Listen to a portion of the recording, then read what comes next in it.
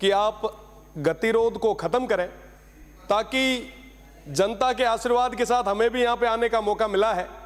पक्ष और विपक्ष की इस लड़ाई में कहीं ना कहीं निर्दलीय जितने भी उम्मीदवार हैं वो अपनी बात नहीं रख पा रहे हैं। मुझे दुख इस चीज का भी है क्योंकि आज एक जो पर्ची थी, आज पर्ची निकली भी थी, जोजरी नदी जैसा एक प्रकरण था, वो चला गया। कई सारी पर्चियां हैं। तो मैं निवेदन करना चाहूंगा कि ऐसे गतिरोध तोड़ें। साथ ही साथ मैं प्रदेश की सरकार को बहुत बहुत धन्यवाद दूंगा कि उन्होंने अगासड़ी गंगापुरा में 2 नए GSS हमें दिए, राजडाल की एक रोड दी, 15 करोड़ रुपए जो मरुस्थलीय इलाकों की रोडों के लिए दिए हैं, उसके लिए भी मैं धन्यवाद देता हूं। मुख्यमंत्री जी ने एक नया थार सीमा क्षेत्र विकास कार्यक्रम और साथ ही साथ डेजर्ट एडवेंचर टूरिज्म को इंट्रोड्यूस करवाया है, मैं इसके लिए धन्यवाद देना चाहता हूं। साथ ही साथ रामदेव जन्मस्थली कश्मीर के लिए जीर्णोद्वार के लिए विशेष पैकेज जो दिया है उसके लिए धन्यवाद। साथ ही साथ कई सारी और भी चीजें हैं, उन तमाम चीजों के लिए मैं बहुत बहुत धन्यवाद देना चाहता हूं। पर कई सारी चीजें आज भी छूट रही है, जिसमें एक बहुत बड़ी मांग जो पश्चिमी राजस्थान की रही है। बाकासर के अंदर एक ड्राई पोर्ट बनना था, चोटन से आने वाले हमारे सदस्य भी यही हैं, काफी लंबे समय से ये भी मांग कर रहे हैं। अगर वो ड्राई पोर्ट बनता है तो उस क्षेत्र की जनता को और वहां के युवाओं को कई सारे नए रोजगार के अवसर मिल सकते हैं। तो मेरा निवेदन कि इस बारे में सोचा जाए। साथ ही साथ ERCP के तर्ज पर WRCP की मांग काफी लंबे समय से चली आ रही है। वेस्टर्न राजस्थान के तमाम जो भी माननीय सदस्य यहां पे आ रहे हैं, उन्होंने सभी ने, चाहे पक्ष के हो चाहे विपक्ष के हो, सभी ने ये मांग रखी ताकि वो वेस्टर्न राजस्थान हरा भरा हो सके।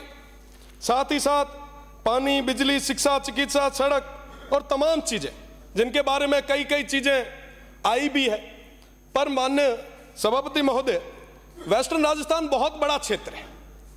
मुझे लगता है जो चीजें, जो घोषणाएं होनी चाहिए थी, पूरे तरीके से अभी तक नहीं हो पाई। पानी हमारी बहुत बड़ी समस्या है। आने वाले गर्मियों के दिनों में पानी की स्थिति और खराब होती जाएगी।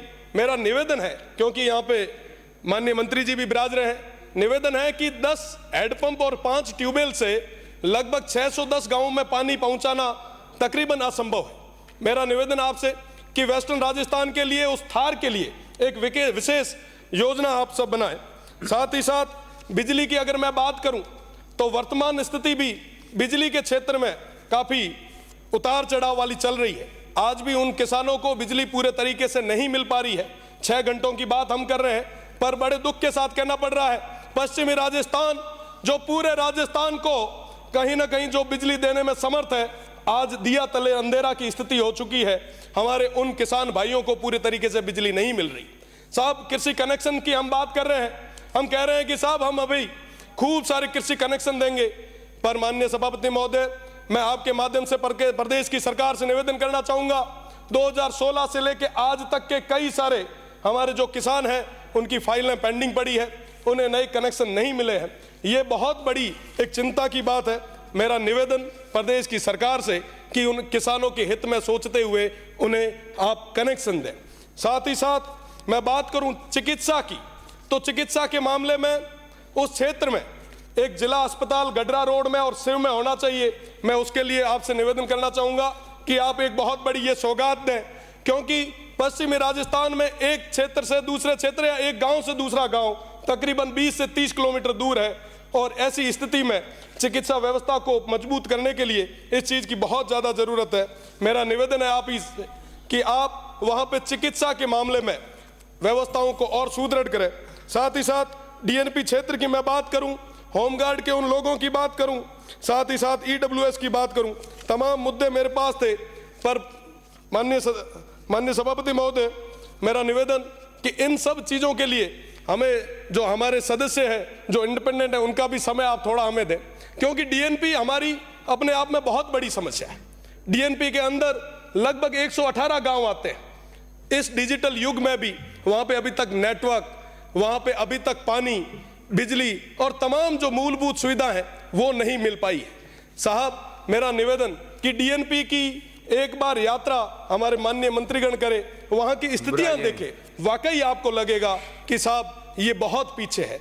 माननीय सभापति महोदय, मेरा निवेदन है आपसे कि हमारे बॉर्डर होमगार्ड में और विशेषकर पश्चिमी राजस्थान के कई सारे लोग जो लगे हैं, उनको लंबे समय से विराम भत्ता नहीं मिल पा रहा। मेरा निवेदन है कि ईडब्ल्यूएस के अंदर सरलीकरण धन्यवाद माननीय प्रदेश अध्यक्ष की महोदय, सरकार माननीय सभापति महोदय। साथ ही साथ एक मिनट माननीय सदस्य, मेरा निवेदन है कि विश्वविद्यालय के अंदर पेंशनर का एक मुद्दा था, पिछली सरकार ने उस मुद्दे को लेके हमें कई महीनों के लिए जेल भेजा था। मेरा निवेदन कि अब बहुत बड़ी और एक सुविचार रखने वाली, जनता का हित रखने वाली सरकार आई है, तो उन पेंशनर को भी समय पे आप पेंशन दें। बहुत बहुत धन्यवाद। जय हिंद। सभापति महोदय।